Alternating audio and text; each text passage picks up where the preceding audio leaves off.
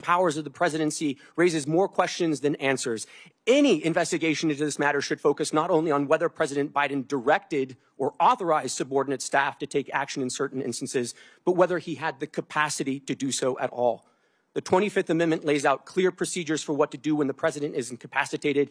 It was carefully drafted and informed by our nation's history. The Biden administration ignored it all to aggrandize executive power and push the country further in their preferred ideological direction. It is our obligation at this point to get to the bottom of these issues and to ask the important question as to whether or not the Autopen and other devices were used to cover and obscure President Biden's mental decline, undermining our national security and also the Constitution. Thank you for the opportunity to testify this morning. Right on time. Pretty impressive. Thank you. Mr. Spicer. Chairman Schmidt and Cornyn, members of the committee, thank you for having me. I was asked to share my experience as a senior White House staffer with respect to the interactions that I and other senior staff had with President Trump during his first term. During my tenure as press secretary, I interacted with the president multiple times every day. Most days I would talk to him by phone or in person early in the morning and then multiple times throughout the day, including weekends. For the most senior positions in the White House, those designated by the rank of assistant to the president, which includes the White House chief of staff, the White House counsel, and the press secretary, it is critical to have regular interaction with the president. The position of press secretary especially demands this type of consistent and intentional communication. I or any other press secretary, regardless of administration, could not do the job effectively without regular communication with the president. It was my responsibility to have the most up-to-date understanding of President Trump's position on policy, personnel, and everything in between. Admittedly, I made a couple of rather high-profile mistakes during my tenure. You may have read some of them. But in all cases, those mistakes occurred when I wasn't connected with the president's thinking or position on a particular issue or policy. Coordinating and collaborating among even the most senior staff cannot replace direct communication with the president himself. In my position, I was very well acquainted with the president's work, his day-to-day responsibilities, and his fitness for office. I watched him serve with the strength and endurance of a man half his age. As you can see on almost a daily basis through events, statements, and social media posts, he's up early and ends his days very late. Yet in several instances during his first term, the media questioned his fitness for office. Guests and so-called experts like Sanjay Gupta at CNN were called upon to speculate on the result of Trump's physical and mental well-being. The Washington Post ran hit pieces with headlines like, "The White House struggles to silence talk of Trump's mental fitness." Vox wrote, "Is Trump mentally unfit to be president?" NBC ran a story by the Associated Press that raised mental health concerns regarding the president. CNN's Brian Stelter questioned if members of the news media were, quote, tiptoeing around obvious questions about President Trump's instability. These headlines were not isolated instances. Most major news outlets ran with these ridiculous type of propaganda pieces. To use one of the media's favorite terms, these inquiries were without evidence. That brings us to the juxtaposition of how the very same media covered the Biden administration. To be blunt, the legacy media failed the American people. They failed to do their job. Many, rightly so, believe the media in this country is culpable in covering up the obvious decline of the 46th president of the United States. The scrutiny that was baselessly directed at President Trump during his first term was wholly absent from the media coverage of the Biden White House. The media lacked any sense of curiosity that would naturally stem from what the public could see with their own eyes. Even in the face of deeply concerning and public signs of President Biden's mental and physical decline, legacy media outlets were silent. Biden and his senior aides flatly dismissed the need for a cognitive test during his tenure, as had been requested of President Trump. Yet no protest was heard from the voices that were so critical of Trump. With the exception of a couple White House reporters like Fox News Channel's Peter Doocy, reporters generally refused to breach the subject at White House briefings. News outlets weren't the only ones complicit in covering up Biden's decline. Presidential staff would have or should have been interacting with Biden on a daily basis. At best, his administration was grossly negligent. At worst, Biden's staff actively concealed his fitness for office.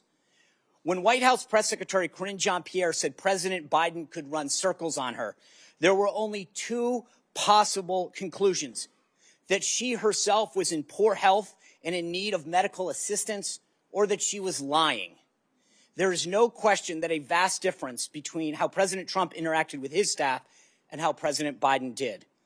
Whether one supports President Trump or not, he is clearly the most accessible and transparent president in modern history. And there is no question who is running this country. The same cannot be said of President Biden. It is the president who is elected by the American people. The role of staff is to execute his agenda and policies. I thank the committee for holding this hearing so that going forward, the American people can have the confidence in who is running the country and making critical decisions. The American people deserve no less. Thank you for those opening statements. The minority did not call any witnesses for today's hearing. They have chosen to ignore the hearing as they chose to ignore President Biden's mental decline. But we do have a short video of some previous statements from Biden administration officials and Democratic Party officials telling us not to believe our lying eyes. We can play the video.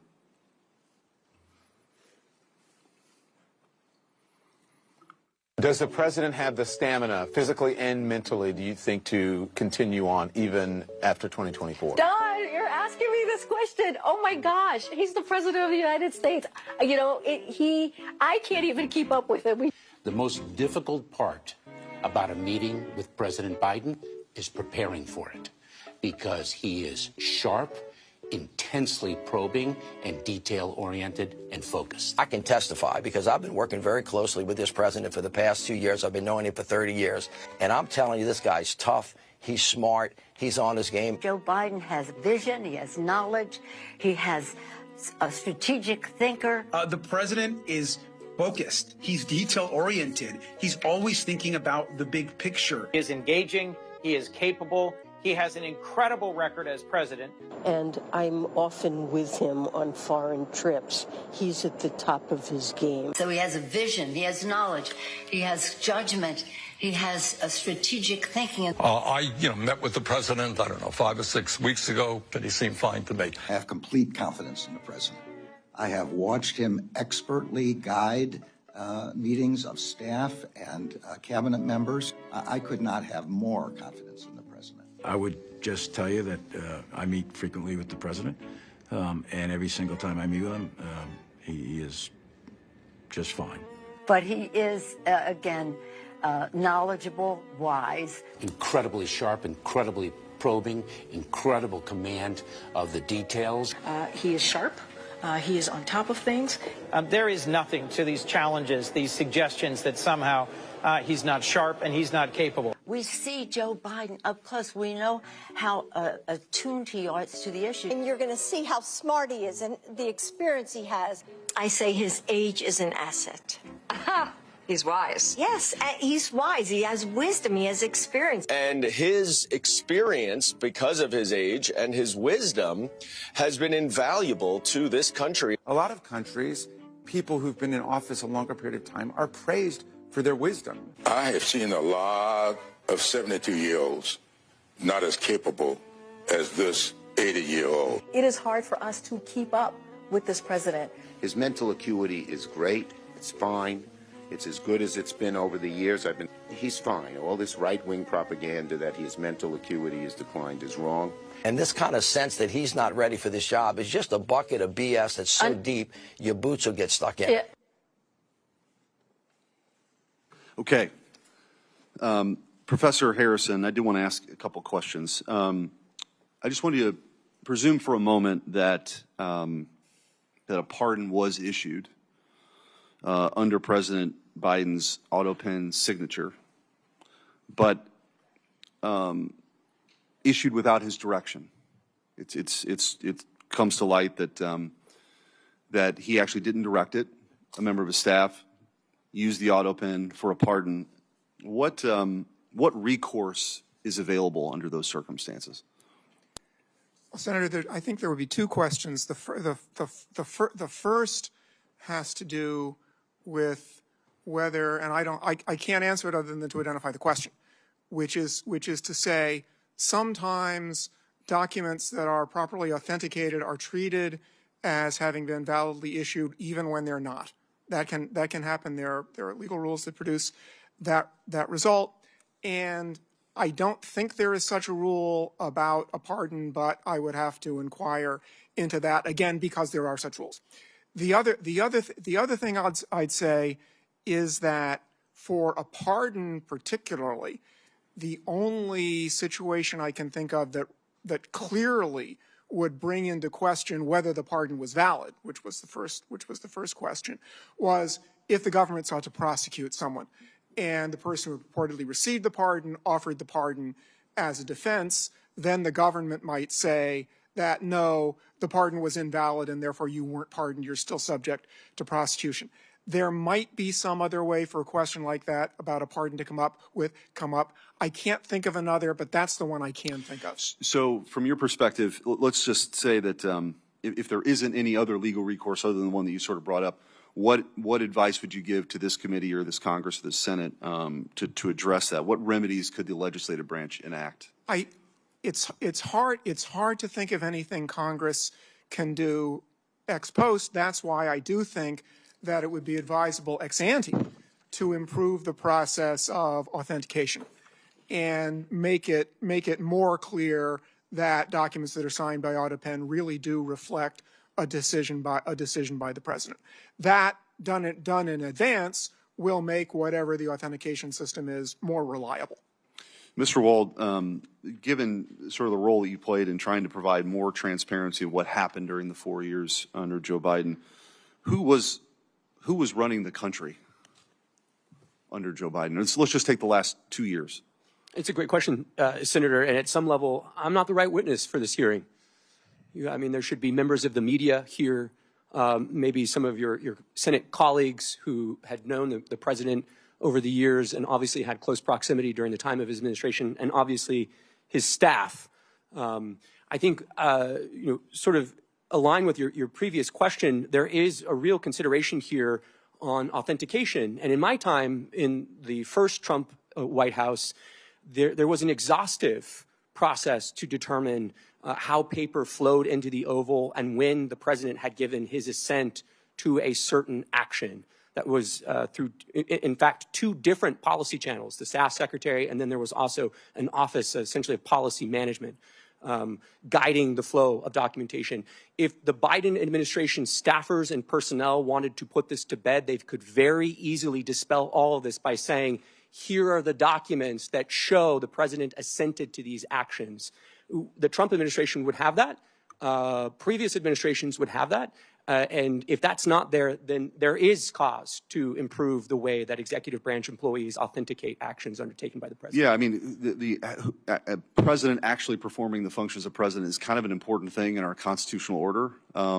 You had, kings used to affix their seal to show that this was an official declaration from the sovereign in this country. The sovereign are the people. They delegate, the authority to their elected representatives. And as you mentioned in your opening statement, there's only one person elected by everybody. So that signature, this is not just a small point, that signature issuing a pardon for someone who'd been convicted of a crime, or in the case of Joe Biden, these preemptive pardons, which are sort of unprecedented, is a big deal.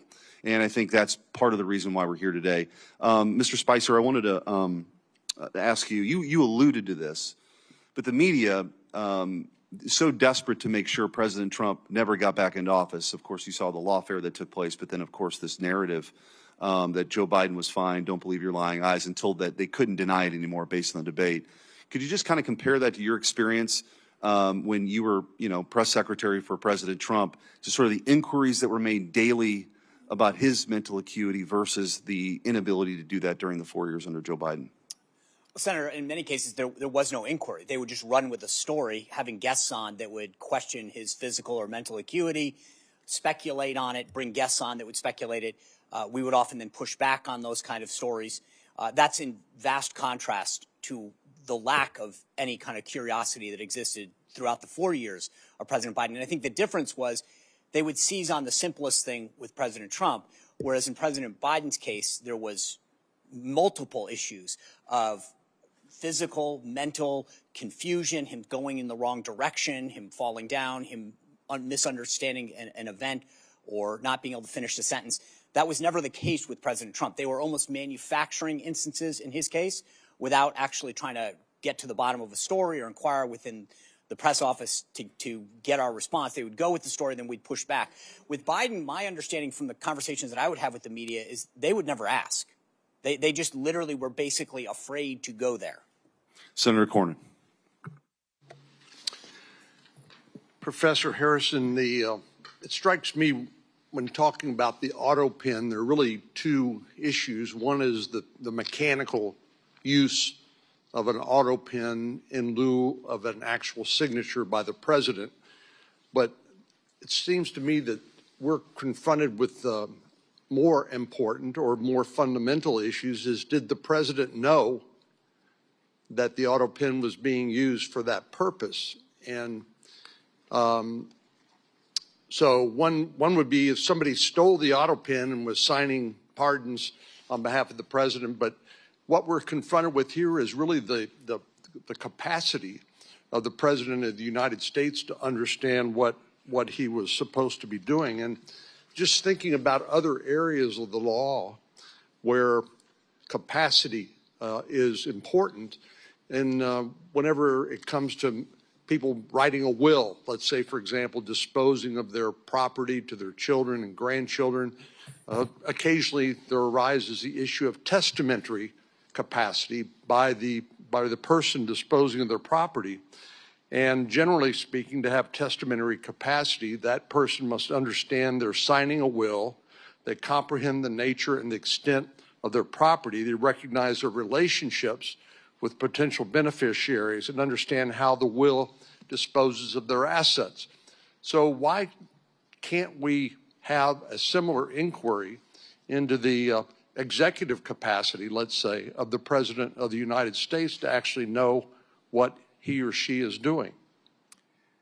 Senator, you're absolutely right that question, whether the president or somebody else who holds official power has the legal capacity to exercise it, is distinct from authentication of documents. Authentication of documents is important, but capacity is another question. With respect specifically to the president, I think the answer there is, and this may be out of the frying pan into the fire kind of answer. The answer there is Article 2 and then the 25th Amendment deal with the situation in which the president is unable to exercise his powers and duties. And I think it's a reasonable inference, although the Constitution doesn't come out and say this, that a president who is not determined to be unable through now what's the 25th Amendment process for making that determination. There's no process in Article 2 itself. The 25th Amendment added something.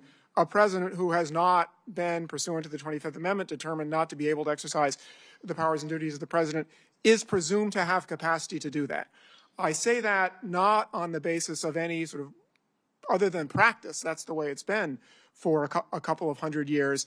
But I think that is a reasonable inference from the fact that the Constitution does make a provision about what happens when the president is unable, and the 25th Amendment then provides a process to determine by which the president's unable. Mr. Wald, following up on Professor Harrison's answer, the 25th Amendment requires actions by the vice president and a majority of the cabinet to declare the president incapacitated, incapable of carrying out his or her duties. But there doesn't appear to be any accountability or any remedy when they fail to act as they did in this case. Some have suggested that there may be potential crimes committed by members of the cabinet for failing to act, basically suborning perjury, forging government documents, impersonating a federal officer, making false statements, conspiracy to defraud the United States, obstruction of justice, wire or mail fraud. Those are all statutes, criminal statutes that are on the books. Do you think there's any application of any of those criminal statutes to the circumstances of the Biden presidency and his incapacity and the failure of those persons, only persons authorized to question that incapacity under the 25th Amendment, the failure on their part to act? Senator, there very well could be. I mean, obviously, that would be a question for a prosecutor to take up in their discretion. I will say the 25th Amendment, it's a modern contrivance, but it still is consistent with American constitutional tradition, which it assumes that officers of the United States will act virtuously and morally. And the idea that members of the cabinet would go to the length of avoiding the Oval Office so as to abdicate their responsibility to verify the appropriateness of the president's acuity or the ability to authenticate actions taken by the president. If that's not a constitutional scandal, I mean, honestly, I don't know what would constitute such. So, yeah, I mean, I think there could be the potential for crimes, but moreover, the 25th Amendment can only function in its procedural mechanisms if people are actually willing to call a spade a spade. Senator Britt. Thank you, and I really appreciate Senator Cornyn, Senator Schmidt calling this hearing. This is incredibly important. I mean, you look at what the administration did, you look at what the Democratic Party did, you look at what the legacy media did. It is absolutely inexcusable. It is not only dangerous, it's disgusting. And the American people deserve better. And the fact that we have none of my Democratic colleagues over here, that this entire dais is empty, that what they allowed to happen, that they are not interested in correcting it for the future is absolutely mind-blowing. And so when we're looking at what Joe Biden did while he was in office, you have a disastrous withdrawal from Afghanistan. I mean, leaving equipment, leaving allies, changing the way the world viewed us. You look at an emboldened Russia, Iran. You look at what happened, obviously, with China and those conversations with Joe Biden. You look at millions flooding across our border. You look at a ton of unaccompanied children coming across, hundreds of thousands. You look at hundreds of thousands of Americans dead because of fentanyl poisoning. You look at record high inflation. Who was in charge? And the fact that not one Democrat colleague can show up and try to get answers to that, I hope the American people see that for exactly what it is. And so my questions to you is, how do we prevent this in the future? So we know that the 25th Amendment in the 1960s, we take a look at that. Section 4 was purposefully vague to allow for some flexibility. Clearly, it either didn't work or we have some people we need to hold accountable for not stepping up. So I want to know from you all, what do we need to do? Do you think that there need to be more guardrails when it comes to Section 4? Do you think that we need some more standards to evaluate that? And if so, what should those standards be? And Professor Harrison, I'd like to start with you. Senator, this is the question about further implementation of the Section 4 is one that has not received a lot of attention because fortunately, the country has not needed it very often. I think that this is a situation in which Congress's power is pretty limited because the Constitution, by design, put a somewhat vague but nevertheless meaningful concept, which is ability on the part of the president to act and it also means in the hands good of faith. Political process. That's the Yes, last thing and I'll good say. faith. Yes. And I don't think, obviously, we don't have that here. Mr. Ward, do you have any opinion on that? Yes, Senator. So you said, should we hold folks accountable and should there be some reforms? The Yeah. answer would be both. Yes.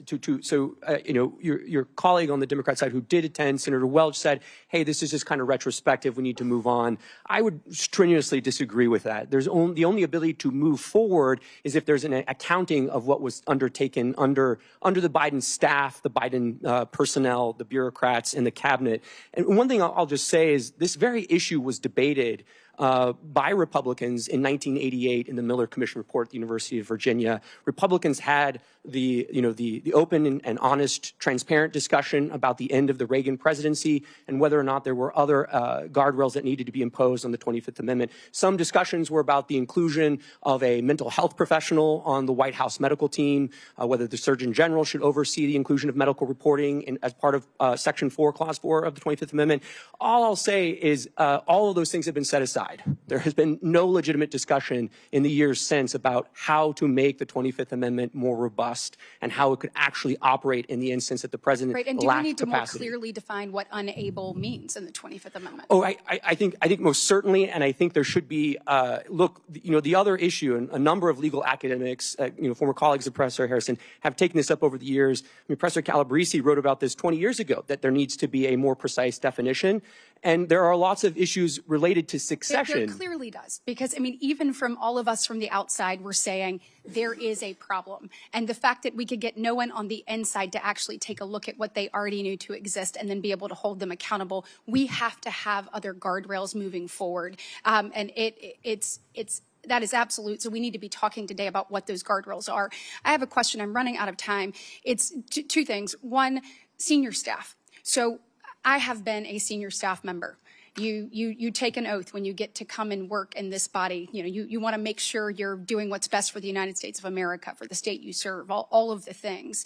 Is there any way to hold senior staff accountable for either helping to cover up and or moving people to the side? Because it is clear that there are people within this administration that saw that, and they should be sitting in front of us today answering the question of why they turned their back on America, because that's exactly what they did. And so whether it's secretaries, whether it's people in the administration, or whether it is senior staff, we deserve some accountability and we deserve some answers. And then my last question will be for Mr. Spicer, legacy media. How in the world do we hold them accountable? If all of us on the outside can see it and we are saying, get to the bottom of this, but yet they refuse, what mechanism should we put in place to be able to hold them accountable for not actually following what is clearly in front of them?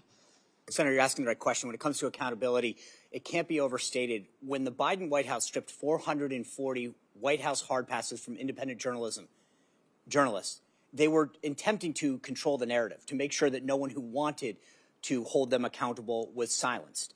Part of what I think this administration has done so well is bringing in new voices, people from disparate backgrounds of all sorts, to ask the White House press secretary, to ask the senior staff, and to be able to hold them accountable. Part of it is allowing other voices in the media. We've seen what the legacy media did, but that's why I think the growth of independent media is so healthy for our democracy, and we need more of it, not less. Thank you. And then the senior staff question, please. Yeah, look, Senator, I mean, senior staff from the first Trump administration were brought in before committees and investigated for their participation in drafting the president's remarks on January 6th, for drafting a speech.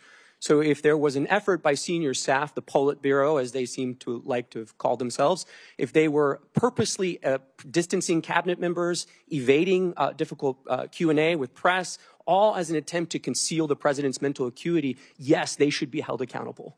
Thank you. Thank you. Senator Moody. Thank you, Senator Cornyn, Senator Schmidt. Appreciate you holding this important hearing. And certainly I appreciated my colleague, Senator Britt's remarks in listing out so many of the failures of the last administration as they played out.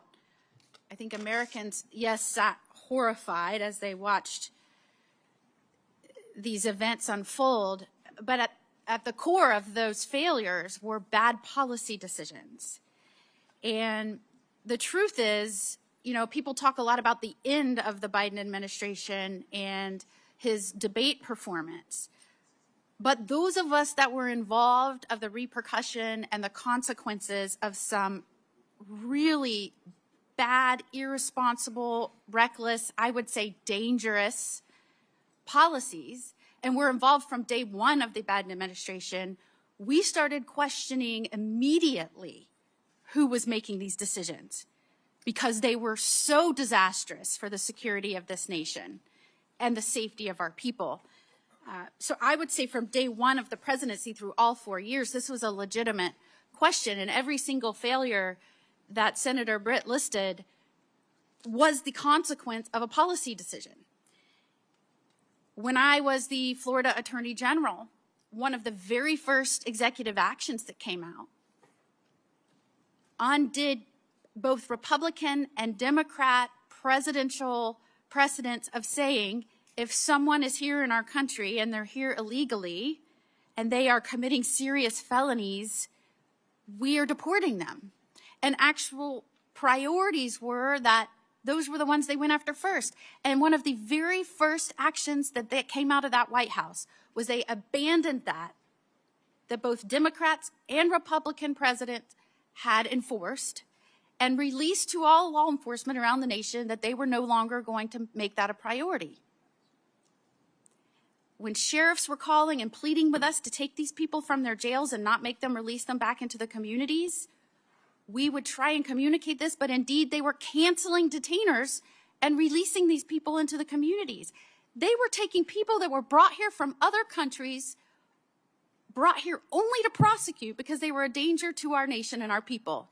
And instead of deporting them after their prison sentences, they were pushing them into the United States. And I don't think it should be lost on anyone that just yesterday it came out. You know how many the Trump administration pushed into our interior in the last full month? 0. And I want you to compare that to a month of the Biden administration where hundreds of thousands of people, barely vetted, if vetted, were forced into our nation's interior. And you've seen these consequences play out. It's not just rape victims, murder victims, robbery victims. We've caught people here that's from foreign nations that are on the terrorist watch list that can cause some of our nation's biggest tragedies and devastation. That is the undermining of what a commander-in-chief is supposed to do in those policies. We saw it day one, and that's just one example. And it played out for 4 years. So I think one of the reasons that you see not one Democrat in this hearing room right now asking these questions is because how do you defend the indefensible? What are they going to say? I mean, there has never been a more reckless, negligent administration that I can remember in my lifetime.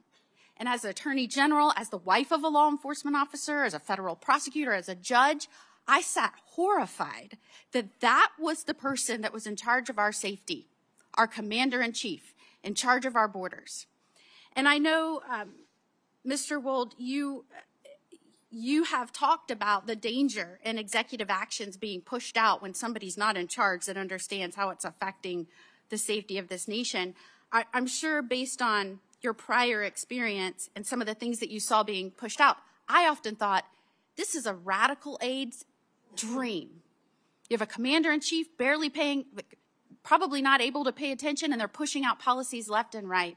Tell me in your experience if you noticed anything where that could be the case coming out of that administration. Yeah, thank you, Senator. I mean, I think on the immigration score itself, so many of those sort of special powers exercised by President Biden on parole, on temporary protected status, they require the president to do those in his own name, correct? It's a case-by-case evaluation performed by the chief executive.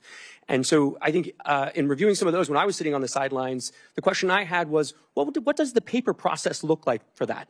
How did DHS work that up? How did it go through the staff secretary's office? And what was the president briefed on as far as the policy considerations tied to some of these decisions to bring in violent criminals from Haiti or Nicaragua into the interior of the United States? And it's to concern you when you learned, and we are now uncovering, that cabinet officials were kept from meeting with the president for months at a time.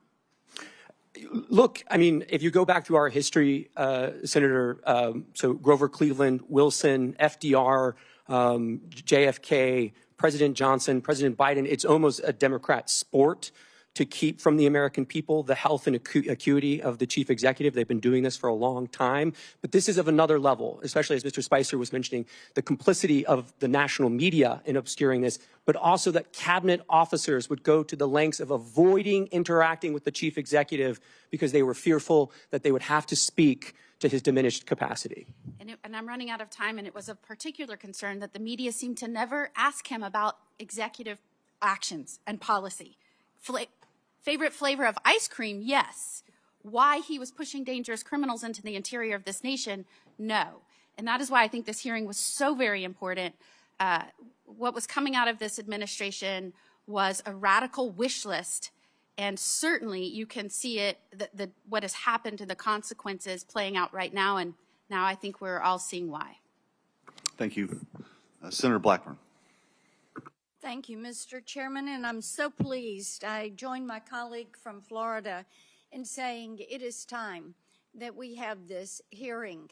All across Tennessee, I hear from people every single week that say, what was really going on in the White House, and why would no one say anything when, with your very own eyes, you could look at any of the footage and see what was transpiring with President Biden. And I think the fact that many of his own cabinet members knew that he was not fit to serve and that there was a cabal behind the curtain who was making all the decisions. It is so offensive to the American people. And it's not something that is a partisan issue. As I talk with Democrats, many of them have lost faith in what they thought was going to be a very moderate Joe Biden administration, and it turned into be the far left Bernie Sanders version of the Democrat Party that was using the Autopen and making decisions and committing our great nation to policies that the American people did not support and would never have supported. And I fully believe that because of that overreach and that flippant attitude that much of his staff had toward the policies of this nation, to people in the administration that chuckled about tossing gold bars off the Titanic. They knew they were going down. They knew they were going to be found out. And they probably knew at some point there would be a hearing like today, and the other side of the dais would be completely empty because no one can defend what they did. Mr. Wold, I want to come to you for a moment and talk about something that was really a disturbing revelation from the Tapper Thompson book. And you know, this is part of the thing. Now we're finding out the media was all a part of the joke. They were part of the ruse. They were part of the fraud that was pushed forward. A Biden staffer told the authors that Biden just had to win and then he could disappear for 4 years. That's all they needed to do. And, you know, it is, the following statement was, he'd only have to show proof of life every once in a while. And as I had a Tennessean say to me, when they had actually downloaded this book and read it, and then they said, you know, how stupid do they think we are? And the disrespect this administration showed to the American people. Why is it that the American people appreciate that President Trump goes out and nearly every day is taking questions and answering questions? Is because they have now found out that these staffers were willing to do undemocratic things, as using their term, to keep the president in office, to keep Biden there. They were willing to do undemocratic things, unlawful things. So, Mr. Wold, let's talk about that behavior and how that undermines the faith of Tennesseans and all Americans in our public institutions, because they could see what was happening, but they were being lied to by people in the White House who were probably then running in their office and saying, well, we pulled it off another day. Yeah, Senator, I mean, this is a theme you've talked about for many years, which is the executive branch is enormous. I mean, there are close to 1,000 employees in the executive office of the president. There are nearly 4 million full-time federal employees throughout the 14 departments that the president oversees. Executive power as accountable to the people of this country really manifests in two ways. The power of the president to remove bureaucrats and to fire them, and to affix his signature to official actions that he undertakes. So when the Washington establishment says something to the effect of, well, democracy dies in darkness, yes, it does when there are staffers, the media, cabinet officials, senior advisors to the president who all create a covering sort of shroud of darkness that obscures who is actually making the decisions. And one other thing I'll just say very quickly, a number of your colleagues on the Democrat side have said, well, there's an OLC opinion here. We don't need to talk anymore. There's an OLC opinion. It says you can use the Autopen. The opening paragraph of that OLC opinion says you can use the Autopen, but only when the president directs that you do so under his decision-making power, right? It is very clear again and again that the president actually has to make the decision. That cannot be delegated to a staffer or an advisor. And there's no indication here that anyone other than staff were making these decisions. Thank you, Mr. Chairman. Thank you. Senator Hawley. Thank you, Mr. Chairman. Thanks to all the witnesses for being here. You know, the visuals, sometimes it really is true. A picture speaks louder than words. It's worth 1,000 words. And here, all you have to do is look over at this side of the dais to see that the stone wall continues. I mean, from the party that lied to this nation for 4 years, let's just take a look at some of the things that our colleagues said on the Democrat side when their own Justice Department was concluding that Joe Biden, who, let's not forget, illegally took classified documents and kept them in his garage, in his freezer. I mean, Lord knows where. He just certainly didn't know. Their own Justice Department interviewed the guy and concluded he could not form the requisite mental state to stand trial. He did not have the mental ability to stand trial. And what did our Democrat colleagues say? Vice President Harris says, oh, no, the way that the Hur report characterized the president is so wrong. The president's demeanor is totally fine. Senator Smith, what the Hur said about the president not remembering his son's death, so unfair. Senator Kaine said this is grandstanding. Senator Fetterman said it's just cheap shots. You had other senators saying, Senator Ossoff in February of 2024, saying, and I quote, I found the president to be sharp, focused, impressive, formidable, and effective. In June 2024, Congressman Jeffries insists Biden was, and I'm quoting again, incredibly strong, forceful, and decisive. Where are they now? They don't want to answer for any of those quotes now. They lied to us for 4 years, and we know they lied. They know they lied. It's why they're not here. They don't want to answer a single question. They can't bear to show their faces in public. And you know what? It's right that they can't do that because the bill of goods they sold this country, they walked this country right into one of the greatest constitutional crises of our history, And now they are afraid to even show up to admit it. These are people, and this is a party that cannot be trusted with power. That cannot be trusted to tell the truth, the most basic truth. They all changed their tunes after Joe Biden debated President Trump and the whole world could see he couldn't even form a sentence. That running this guy for president again is a form of elder abuse. My, how they changed their tunes after that. Now they can't even show up in public to talk about it. This is embarrassing. But worse than that, it's dangerous. It is dangerous for this country. Mr. Wold, I want to pick up on something you just said a second ago about the OLC and their opinion as to when an Autopen can be used. Just be clear about this. Autopen means not signed by the person.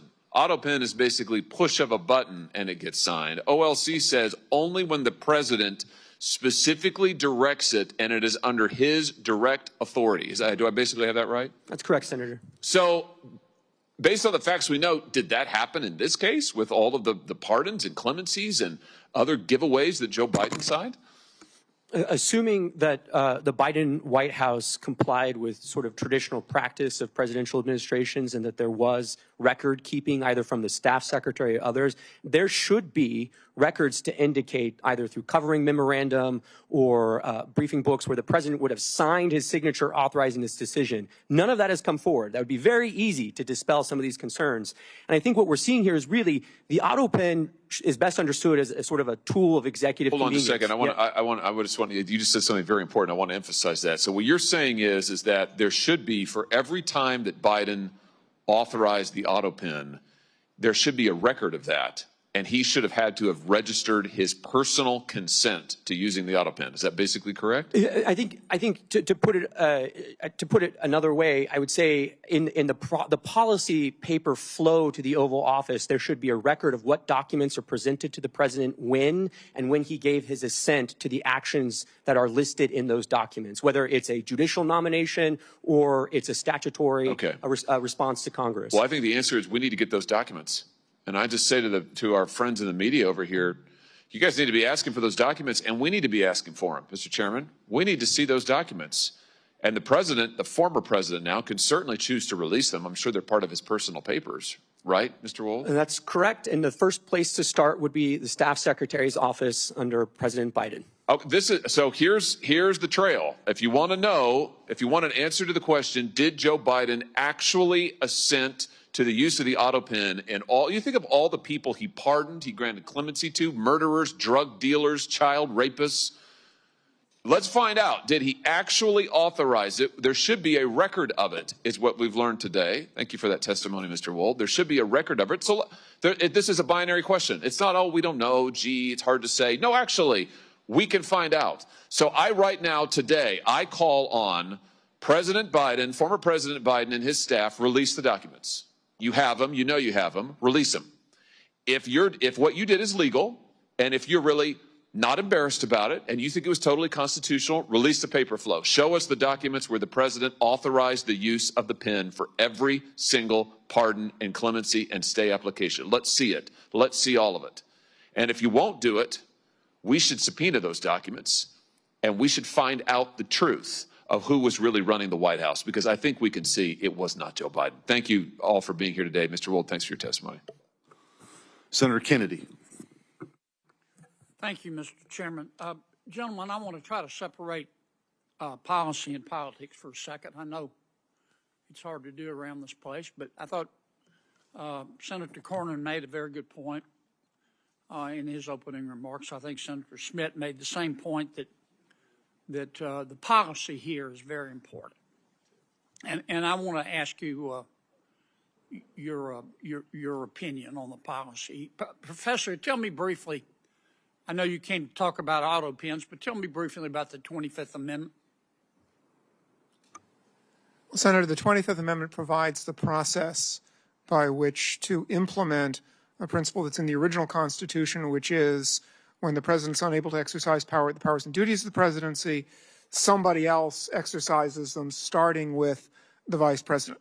The 25th Amendment sets up a process by which, if there's a question whether the president is able to do that, the vice president and the heads of the executive departments can temporarily basically put the vice president in as acting president, and then Congress ultimately decides the question. Well, the standard, is it not, Professor? The standard is disability of the president. Is that correct? Unable to exercise the powers and duties. Okay. Yes.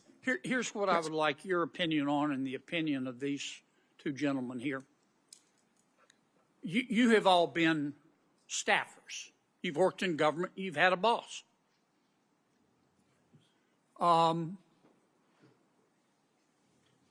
In Mr. Spicer's case, his boss was the President of the United States.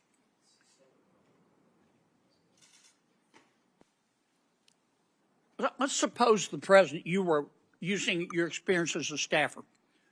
You were working for the President, any President, hypothetically a President. And let's suppose the President started talking like he was from outer space. Let's suppose the President became fatigued very easily. He couldn't finish a sentence without taking a nap.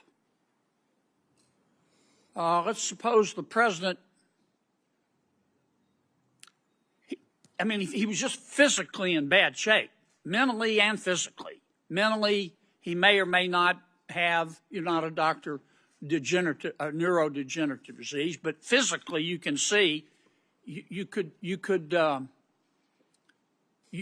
bake a Thanksgiving turkey in the time it takes him to walk across the stage. What do you think, as a member of his staff, what do you think is your moral obligation to say, wait a minute, the president can't do the job anymore. I know you're loyal folks. You believe in your president, this president, whichever president. I'm speaking hypothetically. You're loyal. You want to be a good staffer, but you also have a moral obligation. How do you reach that decision, Professor? And I'll go to each of you. Senator, I think the first thing you would have to do in a situation like that is exercise your own judgment. How serious is this problem? Because everybody has moments when they lose focus. It happens. But if somebody thinks this is a really serious problem, I think the first thing to do is the most difficult, which is to say to the president, because the 25th Amendment also provides that the president can say, I'm unable to exercise the powers and duties of my office. And suppose the president That would be extremely says, difficult, but I think it should be look, done. trust me, I can. And it's clear to you that he has neurodegenerative disease and he can't. What do? Do you have a moral obligation as a staff member to go to the American people and say, we've got a problem here, it may cost me my career? Senator, I think at that point you have an obligation to talk to the vice president, who is in charge of the Section 4 process under the 25th Amendment. What about you, Mr. Wald? You have a moral obligation. I understand you want it to go away, you want to work it out with him, but you can't. When does a staffer have a moral obligation to stand up and say he can't be president anymore, she can't be? Well, Senator, the 25th Amendment only works if individual staffers or officers of the United States exercise that kind of moral judgment. That's what I'm asking you. Yeah, so, I mean, I think always, as the professor said, I mean, the presidency is an enormous burden, so it would be not one instance, it would have to be several instances of a failure to exercise judgment. How do you make that decision? You're the staffer. I get it. Yeah, well, I think it begins with prayer, of course, but after that, I think it's conversation with other staffers, and if you're unable to confront the president or to raise the issue with the vice president, you should resign. What about you, Mr. Spicer? Do you stand up and do it and tell the truth and run, or do you have a greater obligation to your boss? Well, luckily I didn't have that problem. But I would say that you have a moral obligation as an American, as a citizen, as a human being. If the leader of the free world cannot conduct themselves to make the decisions that are critical to this country and to the world, you absolutely have a moral obligation to follow the chain of command. And if they don't act, then you must. Do either of you gentlemen disagree with that? Professor? Senator, I think acting means talking to the people who have the responsibility or in a position under the Constitution to do something. You don't with the agree with situation. Mr. Spicer? Senator, I'm not sure exactly what he has in mind, other than talking about talking to the people who can make the decision. I'm just trying to ask. You've all been staffers. Suppose you go to everybody you're supposed to go to, and they all say, "My advice to you is to shut up." Do you have a moral obligation as a staffer to say, look, this person can't be president of the United States. It isn't policy. He physically can't do it. Senator Kennedy, it's not a question of whether a staffer has that obligation. It's whether you as an American have that obligation, and I think each and every one of us does. Yeah, but you can see it. An American can't. Professor, what do you think? Senator, I think there are situations under which someone in that position should speak publicly, but I also think that the views of a single individual who is not the person who is constitutionally responsible for taking measures should be considered by the public as just the views of of one individual who has some information about the subject. Thank you, Mr. Chairman. Thank you. Senator Tillis. Thank you, Mr. Chairman. Gentlemen, thank you for being here. Actually, the fact that this is in the past kind of reminds me of that scene in Lion King where Rafiki, the andro, hits Simba on the head and said, doesn't matter, it's in the past.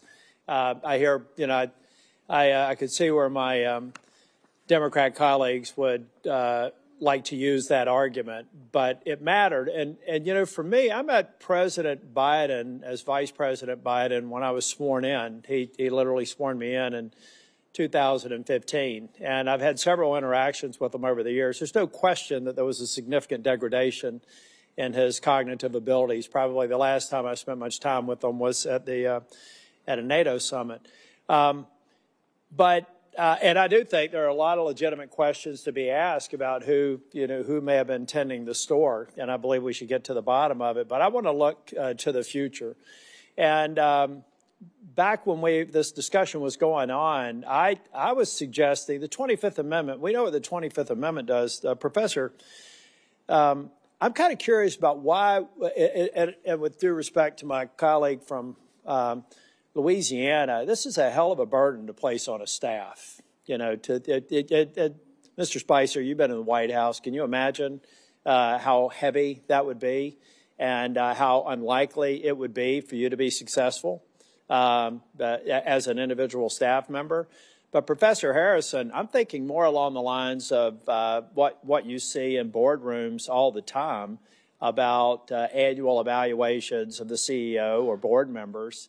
What about the concept of something short of triggering the 25th Amendment, where the cabinet members, hand-selected members of the president, confirmed by the Senate, maybe on an annual basis, have to have an attestation that based on their work with the President of the United States, that he is mentally capable, fit, and the same way that we have boards make those decisions about board directors and CEOs. What would be wrong with some sort of a report or attestation to Congress from the cabinet member saying this man or woman is good to go, and it would be it would be perjury to Congress if they ended up covering up, and history proved that. What's wrong with something like that as we're looking forward?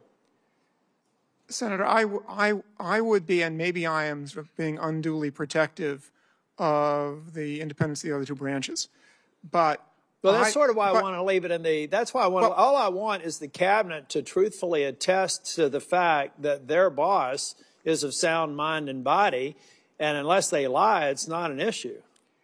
Senator, it's an Article 2 responsibility to report to Congress like so many other things. What's wrong with that? I think it would be a very good idea for the president to create a process like that.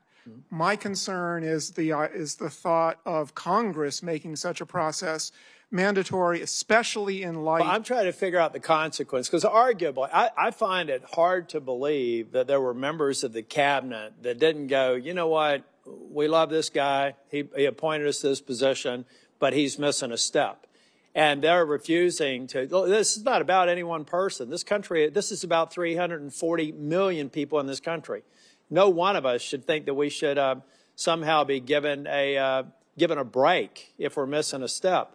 So all I'm saying is you got to report honestly to Congress that the President of the United States, in your opinion, is absolutely demonstrated sound mind and body. It's like no other testimony. It'd be no different than us having them before the committee and say, is the boss okay? And if they lied, they'd be perjuring themselves.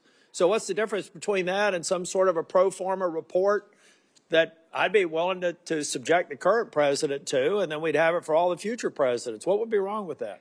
Senator, again, I think the problem there is the Constitution has created a process for that, and that's the 25th Amendment, and that suggests that Congress can't create another process. Now, I do think that the point you're making today is part of the political process that might lead presidents to create a system like that on their own, which might enhance the people's confidence. About to run out of time. Mr. Spicer, what do you think? Senator, the president normally goes under a routine physical every year. In the case of President Biden, it was Dr. O'Connor who affirmatively stated his fitness for office. The doctor is probably the most competent person to attest to the president's fitness for office. The doctor should be held accountable for stating in the affirmative that President Biden was fit for office. Thank you. Thank you, Mr. Chair. Thank you. Senator Cruz. Thank you, Mr. Chairman. The Biden administration may go down in history as the most brazen constitutional fraud in American history. A Potemkin presidency fronted by a failing puppet with staffers behind the scenes pulling the strings. This is not political hyperbole. The American people saw it with their own eyes during the June 2024 debate. Numerous times, Biden stood frozen behind the podium, mouth agape, eyes frozen and unblinking. When he did speak, his words were confused and disjointed. I said that night, this is the most consequential presidential debate in history because it will result in one of the two candidates being removed from the ballot. That was exactly right. And following that debate, the Democrats recognized the collapse. They pulled out their knives and took out President Biden like Caesar on the Ides of March. For all of their strutting about, protesting that they support democracy, not a one of them gave a damn about democracy when they pulled Biden off the ballot and dropped Kamala Harris in without a single Democrat primary voter voting for him. And you know what? Not a single Democrat is here today because not a single one of them gives a damn about the fact that they lied to the American people for 4 years. They knew. Every one of them knew that Joe Biden was mentally not competent to do the job. The White House press secretary, she knew when she stood in front of the American people and lied over and over and over again. And they're not here because they can't defend themselves. It wasn't a surprise. For 4 years, the White House hid President Biden from Republican senators, would not let him meet with us. He served 40 years in this body. We all know him. And they deliberately lied. And by the way, Jake Tapper had a bombshell book exposing the incredible scandal that Biden's mental decline was covered up by Jake Tapper. There's a Yiddish word, chutzpah. And that truly is chutzpah. How dare we lie and cover up what we all knew? Now, I have been asked literally 1,000 times by Texans, who was running the country? And I'm going to give you the most terrifying answer. I don't know. I genuinely don't know. And not a single Democrat here cares. The most telling proof of Biden's decline came with the signature of the president, the symbol of executive authority that was outsourced to a machine. Mr. Wold, you're a lawyer who served in the White House counsel's office. You understand the gravity of presidential action. Does the president's signature carry legal and constitutional weight under Article 2? Yes. Is the act of signing an executive order or signing a law or granting a pardon a delegable duty of the president? So in that opinion in 2005 from OLC, they said essentially that an Autopen could be used by a subordinate, but the president's determination as to sign the document can never be delegated. Can that authority be transferred to a staffer or a machine without the president's explicit authorization? Never. And if you look at the statistics are stunning. In 2021, President Biden issued 78 executive orders. None were signed with an Autopen. That first year of the presidency, Biden, I suppose, was relatively lucid, and 78 executive orders he signed by hand. The second year, however, we see the Autopen emerge. The first Autopen executive order was issued on July 15th, 2022. After that day, 100% of the executive orders issued in 2022 were signed by an Autopen. In 2023, Biden issued 24 executive orders. 16 were Autopenned. In 2024, Biden issued 19. 14 were Autopenned. In 2025, Biden issued 14 executive orders. Every single one was Autopenned. Mr. Wald, let me ask you as a legal matter, if there's a law that's passed both houses of Congress and it goes to the White House, and a staffer Autopens signing that law without the president's authorization, is that law legally passed and signed into law? No. If an executive order is issued and a staffer Autopens it without the president's authorization, is that executive order legally binding? No. And if a pardon is issued from the President of the United States and a staffer autopens it without the President's authorization, is that pardon legally binding? No. Under the Biden White House, the ceremonial song, Hail to the Chief, was effectively replaced with Hail to the Pen. And it was an outright assault on democracy. And every reporter covering this ought to ask, why doesn't a Democrat care? We heard about the moral responsibilities of a staffer. How about an elected senator who knows damn well that if we get into a war and Iran is preparing to fire a nuclear weapon at the United States, that the commander-in-chief is busy playing with his Jell-O and is not competent to defend ourselves? And every member of the cabinet, the chief of staff, the press secretary, and the members of Congress who lied about this on a daily basis with the press's complicity, they are all responsible for subverting democracy. Senator Cornyn. Professor Harrison, we've talked about the mechanics of the 25th Amendment, whereby an incapacitated president would be removed. But it strikes me that ultimately it happened, albeit not before the end of President Biden's full term. What we saw happen after the disastrous debate in the summer of 2024 is basically an exercise of the powers of the 25th Amendment by the political elites in the Democratic Party to get President Biden not to run again and to substitute Kamala Harris for him as the Democratic nominee for president. So, Mr. Spicer, maybe the mechanics were a little bit different. Maybe the timing was not the same, but doesn't that demonstrate the capacity of the leadership of the Democratic Party, of the Biden family, of the senior staff and the president's administration to be able to convince the president that he no longer was capable of serving and needed to step down? Senator, the left and their friends in the media like to throw around terms like threats to democracy, constitutional crisis.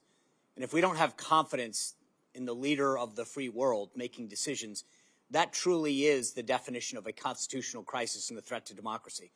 So for all of these folks to stand up here and use those phrases over and over again and then not have the desire to show up, to understand what's happening, to stand up at the time, as we discussed earlier, whether it was a staffer or a cabinet member, to literally avoid going to the Oval Office, and in the case of the media, to avoid the questions that were so clearly obvious to the rest of America, shows that they were more concerned with power and preserving that power and an agenda than they were at really caring about the Constitution and democracy.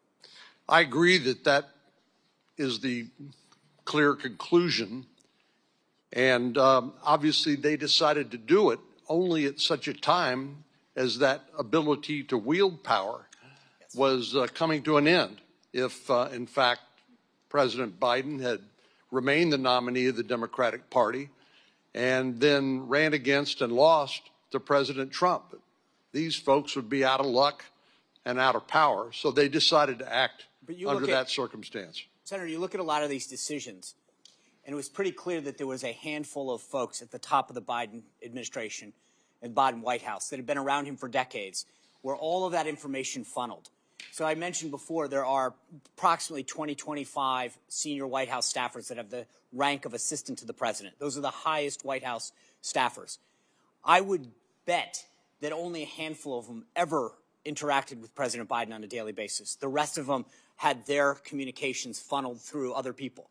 If the press secretary, the communications director, whose job it is to speak on behalf of the principal in lieu of them being able to talk or communicate, don't have access to those individuals at the senior-most level, then what good are they? And I would argue that while many times we heard people in the press and on the left accuse the Trump White House of, quote-unquote, lying, for them to go out there and talk about the president's stance on issues, what President Biden thought or didn't think on a personnel issue, a policy issue, when in fact they had never spoken to him, is in fact the epitome of lying.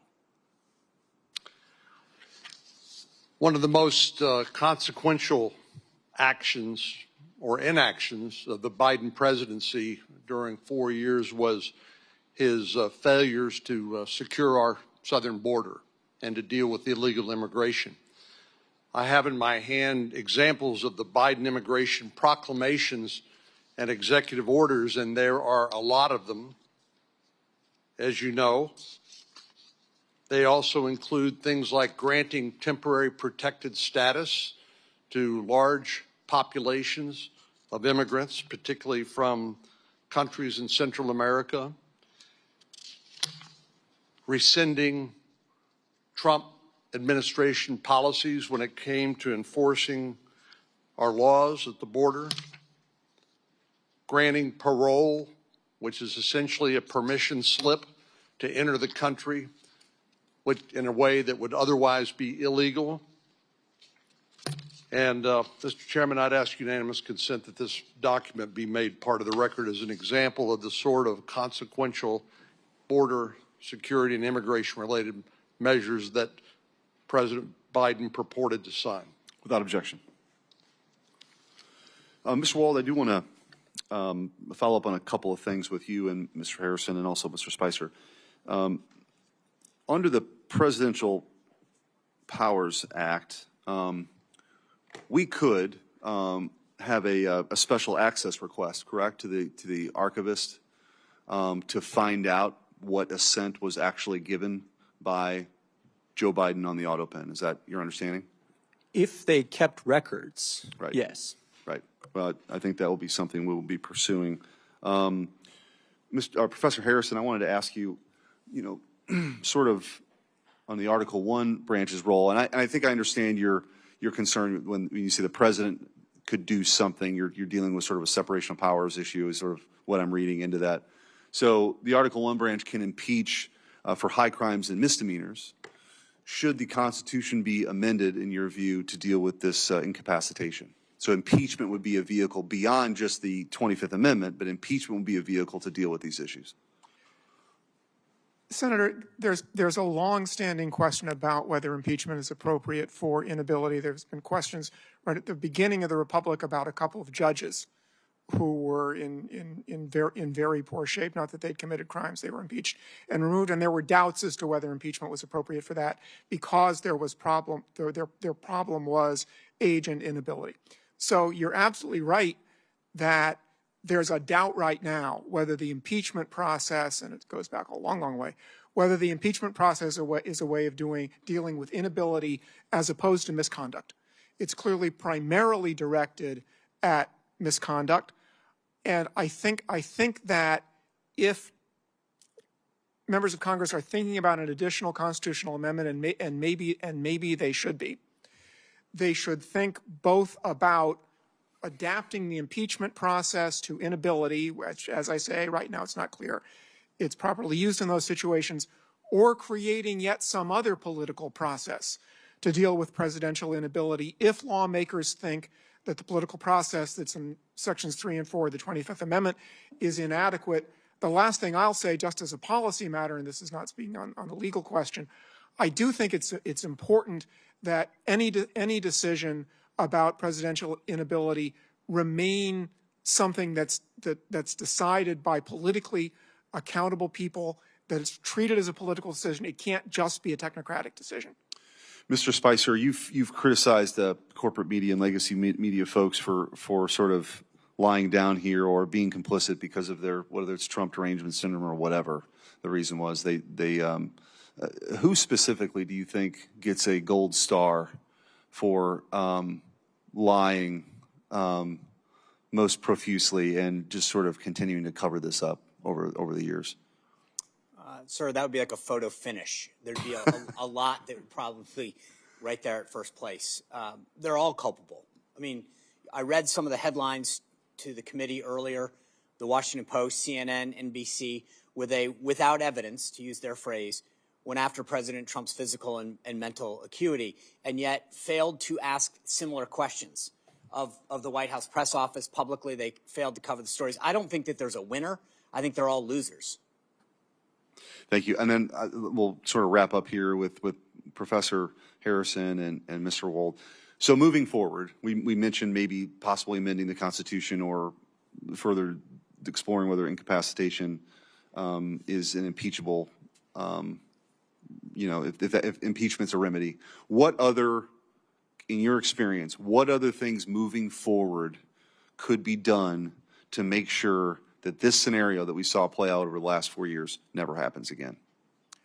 Senator, I think the most important thing that can be done is something you're doing right now, which is draw public attention to this problem, and so give presidents an incentive to take steps that will reassure the people that they are sound and able to perform their functions.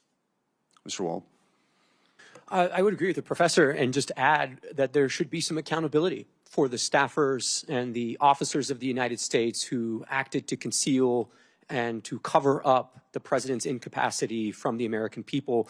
One other issue that's tied up in sort of this bundle of incapacity, impeachment, is also succession. And that's something so many have written about extensively over the years. We are very blessed that we have never had a double vacancy with the president and the vice president, either because of terror attack or misconduct. That's something that legal scholars have said for many decades, that Congress really has to work on that. And I would add, yes, in fact, that's something you all should take up with some seriousness. May I say spontaneously, yes, please? Okay. Well, I want to thank the witnesses for your testimony here today. Written questions for them may be submitted for the record until June 26th at 5 p.m. And with that, this hearing is adjourned. Thank you.